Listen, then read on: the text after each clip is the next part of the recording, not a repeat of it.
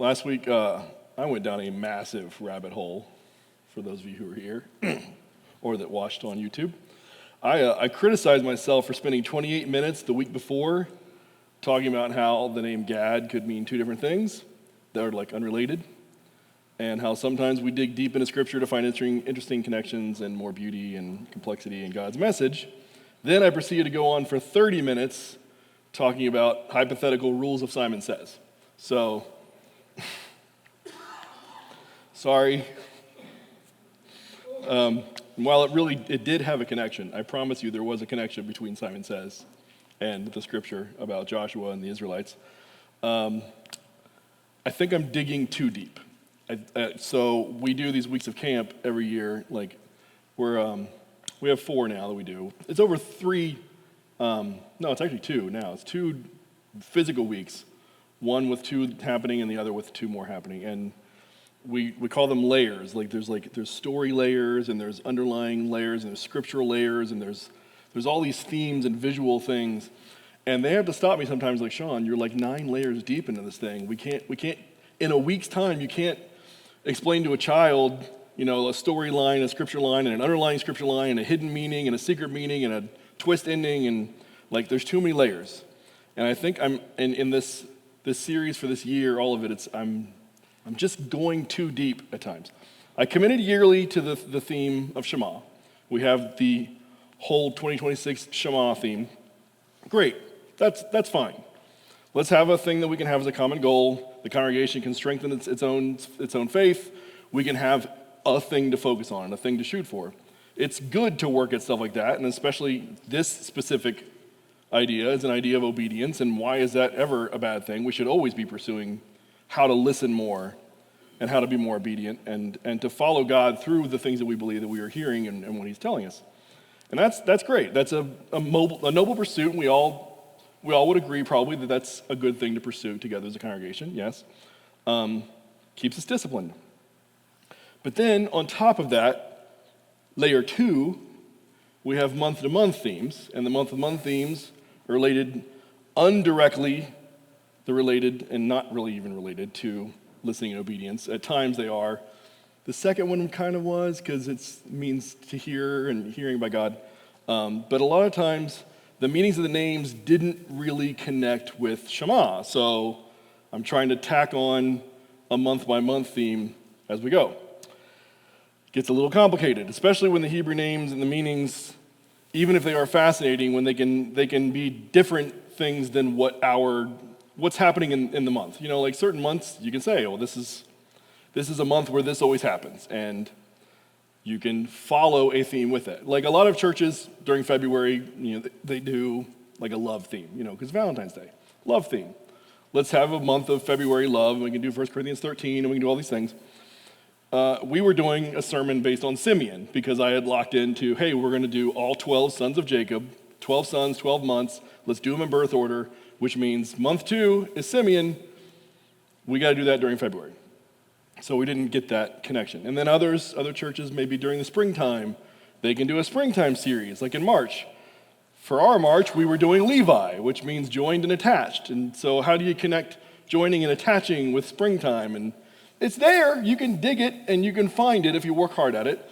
But then to try and say, well, how do you connect springtime and Levi and being attached to Shema? And then now it's another layer. You see, it's tough. And I've brought this on myself. This is not your problem. It's mine. So I'm trying to figure out how to tie in seasonal events while also working in the overarching yearly theme of Shema. Sometimes it's totally on the nose. Like this year, the month that we did Judah was the month that Easter fell. And Judah means praise, and the lineage that gets us to Jesus goes through Judah, so awesome. Easter works out good. When we get to Christmas time, Christmas, the 12th month, the 12th son is, anybody? Benjamin, good. And Benjamin just happened to be born just outside of Bethlehem. So we get a connection there, and that'll be awesome that works out. But they're not all on the nose like that. Not every week falls on the nose like that. I'm trying hard not to paint myself in a corner here in July, but the 7th son's name can mean 2 distinct things. Gad can mean a troop or good fortune. So in addition to the monthly and yearly connections, I'm now trying to make a theme out of the idea that different interpretations can change how we view Scripture. That's another layer. So now we're like 6 layers deep. That's what's made this whole month such a deep, grueling dig. But digging is fun. I just maybe shouldn't dig quite as deep every time. I've brought it on myself, trying to make all these things fit and be relevant with what's happening around us. Yeah. Granted, it was pretty easy for the first week in July to do a faithful troop sermon because it was our nation's 250th birthday, and you can talk about the American revolutionaries and the founding fathers. Easy. Faithful troop. And then I spent last week talking about Joshua and hearing a message and being obedient to the message, and the Israelites being obedient to Joshua, being obedient to God. Simon says, Simon says. Well, that gives us the Shema. So I've got that box checked for this month. I can go on and think about other things. But now I've got 2 more Sundays, this one and next Sunday, to figure out how to keep tying this in without just digging you deeper into a hypothetical Simon Says match, connecting all the parts of Gad and obedience and troops, and how do we make this happen? Next week is Breakfast Sunday. Not supposed to worry about the future. So right now is what I've got to think about. What about today? I've covered all the logical angles, everything that I can think of to be relevant so far, and still I haven't really talked much about the good fortune side of Gad, that it can mean a troop or good fortune, luck, chance. And I mean, that kind of makes sense. We don't do a lot to discuss luck or chance in a congregation. That's not something that comes up. We don't talk about being lucky for things because that's not our world. Gad, from what this translation takes us to, is derived from a pagan god, Gad, which was the pagan god of luck. So that was quite literally what they were talking about when they said lucky things and they said Gad in that context. But we don't literally serve a god of luck. In my commitment to staying in theme and covering all the topics during their set time, I find myself in another one of those weeks that nothing really connects. There's nothing. It's not Easter, it's not Christmas. We don't have much to tie current events to anything related to different nations or troops or fortunate chance. Wait a minute, hang on. No, there is absolutely nothing happening today that relevantly relates to troops from different nations or fortunate chance. Well, look at that. I'm not a soccer fan. Never really have been. Played for a few years as a kid. I got yellow carded as a goalie. It doesn't happen a whole lot. Kind of turned me away from the sport. I've been to a couple games at TQL Stadium. That's a fun, impressive thing to witness in person. But it doesn't thrill me. I don't see how they can get so excited about the ball just going around for 60 minutes, and it doesn't appeal to me. But I acknowledge that for many people, it's a really big deal, and they really, really like it. In fact, there are people in the world that take it seriously enough for everybody in this room. And it just so happens that the final match of the 48-team World Cup tournament that is held once every 4 years is taking place in a few hours. So I have something very relevant to incorporate into today's message. Isn't that neat? And if this year's games weren't held locally, I probably wouldn't have known because I'm not following it, so it's probably only hitting me now knowing it because it's happening in the country that we're in. But the timing works out wonderfully for our purposes.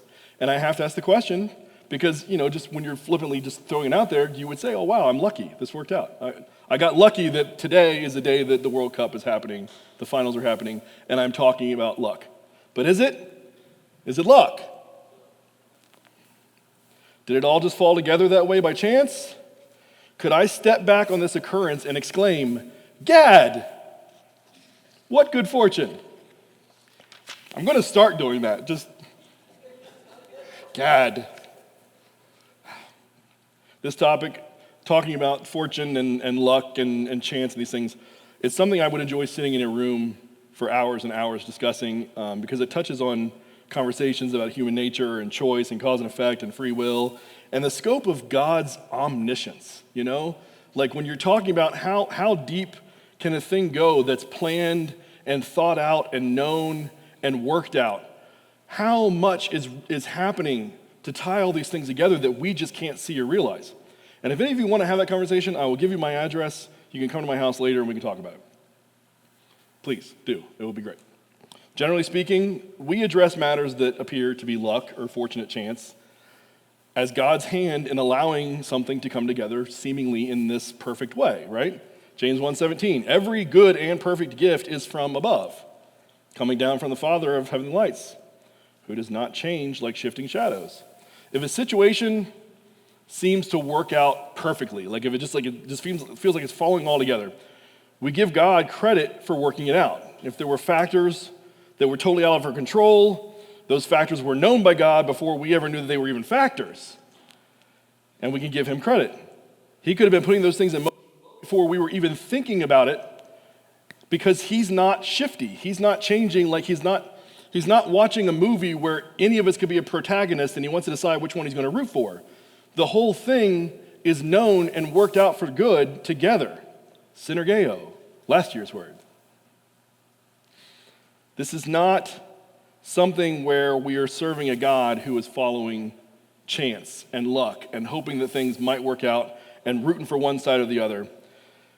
If we are aligned with his will, we will no doubt experience moments where outsiders would say we got lucky. People that don't see it the way we see it would say, you got really lucky that worked out that way.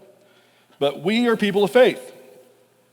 And we can look deeper at any moment and know that God has been with it from the beginning. He was in it from the beginning. And every tiny element that plays a role in every moment has been known by God.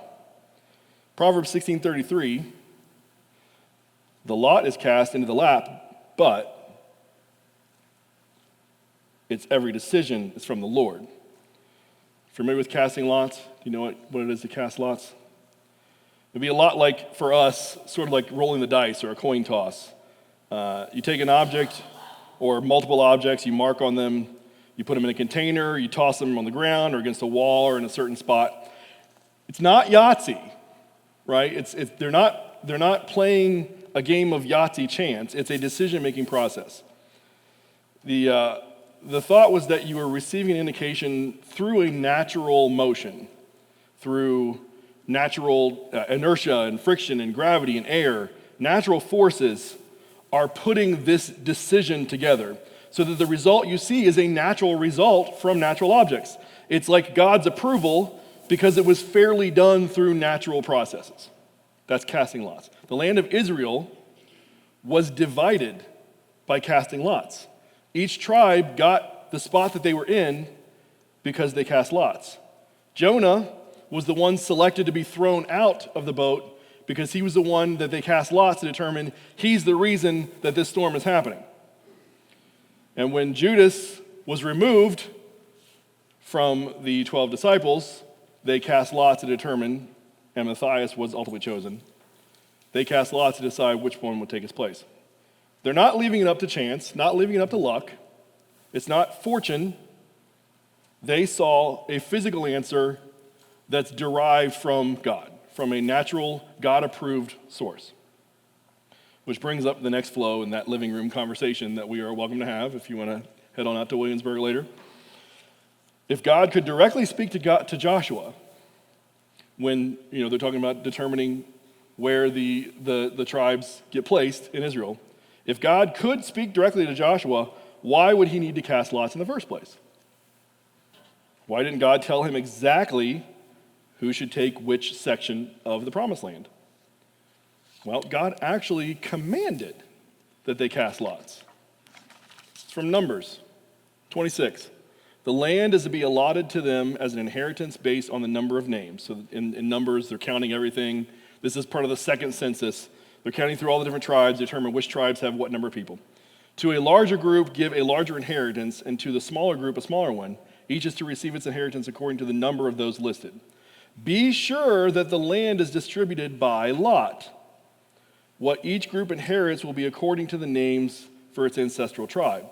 So when they ultimately do end up in the promised land, Joshua makes sure that this process happens, that the larger of the tribes takes large parts, but it's fairly determined of those large parts which of the one is theirs and which one's someone else's.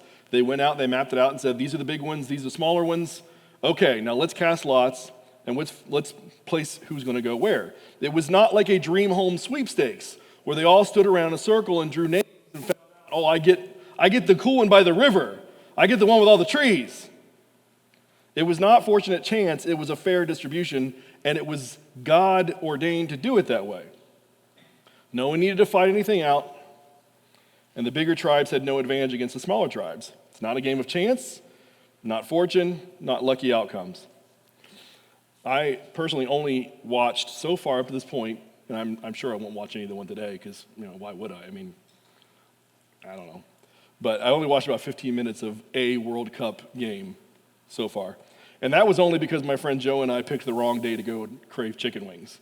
And we picked the wrong place to go eat those chicken wings, and the largest screen in that place where you could get those chicken wings was playing the match between Germany and Paraguay.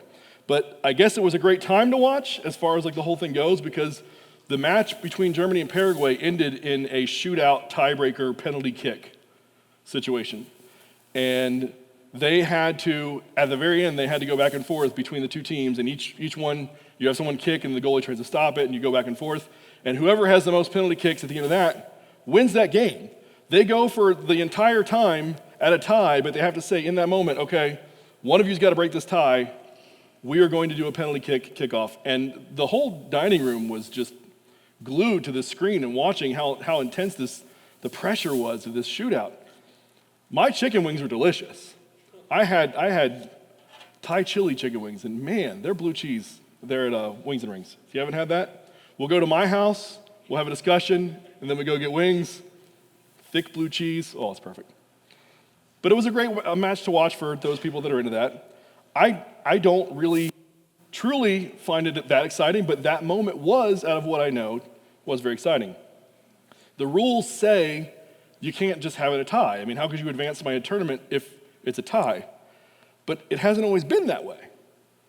It hasn't always been that you had to do a kickoff or a penalty kick shootout. It's only been that way since 1970. Did you know that? Well, here's why, because this happened in 1968. June 5th, 1968. Two sides faced off in a semifinal grueling match in the Stadio San Paolo in Naples, Italy. It's Italy and the Soviet Union competing against each other. 1968. Italy was at a severe disadvantage early on, losing key midfielder Gianni Rivera to an injury just 5 minutes into the game. The game's only happening for 5 minutes. They lose a player. And no substitutions were allowed in competitive football at that time. Italy had to play the remaining 115 minutes with only 10 active players. So they didn't have a bigger troop size. Their GAD was a smaller GAD playing against the larger team. Despite heavy rain, let's just throw that in too. Let's add an environmental effect. And the lopsided player count, Italy's legendary Catenaccio defense, anchored by young goalkeeper Dino Zoff, held strong. The match ended 0-0 after 90 minutes and remained deadlocked for 30 minutes of extra time. So 120 minutes of total playing. Only 5 of them was at 11 on 11. The rest of it was one team with an advantage, physically and physical size, but it still ends in a grueling tie. Penalty kick shootouts did not exist in 1968. Therefore, UEFA tournament rules dictated that matches that remained tied after extra time would be decided by a coin toss. A coin toss. Random chance will determine which one is victorious between two nations battling in an arena to advance in the soccer tournament. To prevent the, no doubt, obviously massive crowd of 70,000 spectators rioting, the referee did not flip the coin on the field. I wouldn't either. Instead, he escorted both team captains and 2 team administrators down into a quiet dressing room corridor. There, the referee pulled out just an old coin he had in his pocket. Italy called tails, and it was tails. Italy won in a dressing room hallway with an old coin that the referee flipped in the back somewhere.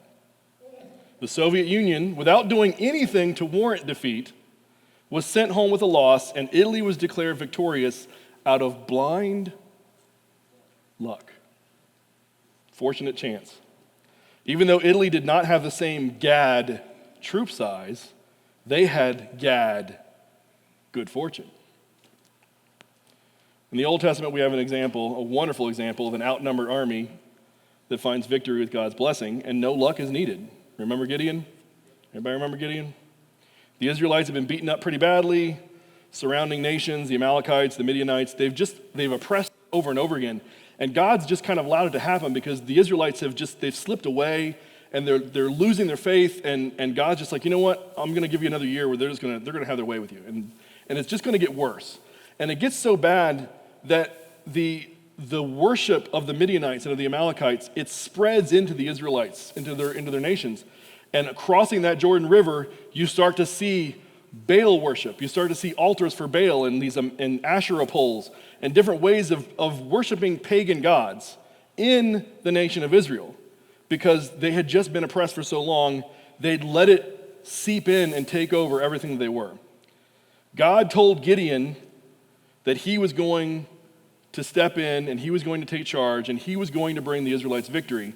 And he wanted him first to go tear down those altars and show that he was going to be the leader to put them into victory against the Midianites. And that started in a morning. After he had done that, he tore them down, 32,000 men.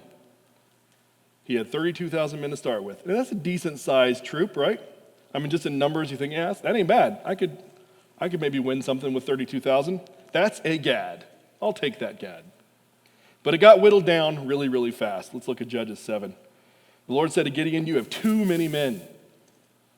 I cannot deliver Midian into their hands, or Israel would boast against me. My own strength has saved me. My Gad, my troop size, has saved me.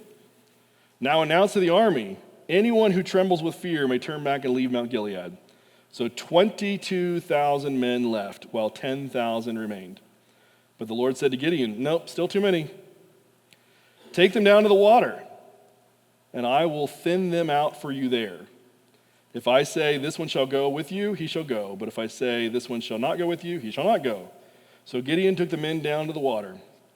There the Lord said to him, separate those who lap the water with their tongues, as the dogs lap from the water, and then those who kneel down to drink. So you have two different postures, and how fast could you jump up and be ready to fight? And that's how he's separating them out.